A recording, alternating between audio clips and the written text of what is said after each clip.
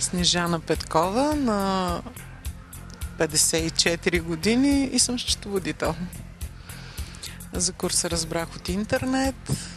Защо реших? Защото бях станала твърде тежка, не се чувствах добре и това бяха причини. Поуплаших се и реших, че е крайно време да се взема в ръце.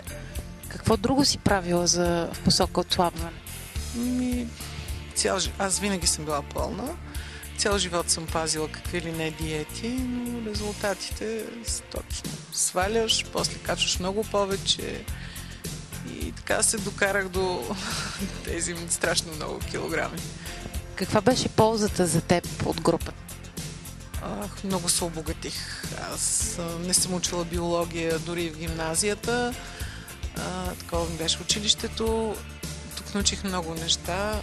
Научих се най-вече как трябва да се храня, какво трябва да избягвам. И съм много щастлива, защото се чувствам страхотно. Наистина имам вече желание за много неща. Мога да кажа дори, че се чувствам щастлива. Супер, кажи ми какъв е резултатът, който постигна до момента?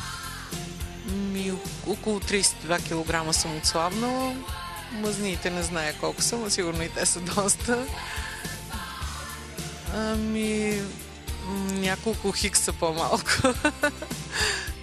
Кажи ми каква беше ролята на треньора за теб? Страхотна. На мен треньор ми е Любо. Той е много позитивен човек, много слънчев. Аз винаги се чувствам страхотно, като отида там на среща. Не само с него, и с другите треньори. Там като отида и чувствам сякаш... Не мога да го определя точно, но много, много позитивни хора, слънчеви, усмихнати, посрещат се с ни усмивки невероятни. Не, да, всички казват много са строги. Не, те просто ни дават указания, не че са строги. Те ни съветват, а то всичко си е в нас. Ние, ако искаме да постигнем нещо, трябва да спазваме това, което ни учат.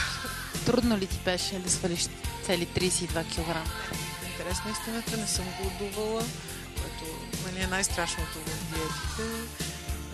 Храниш се, слабваш и се чувстваш здрав. Бодър.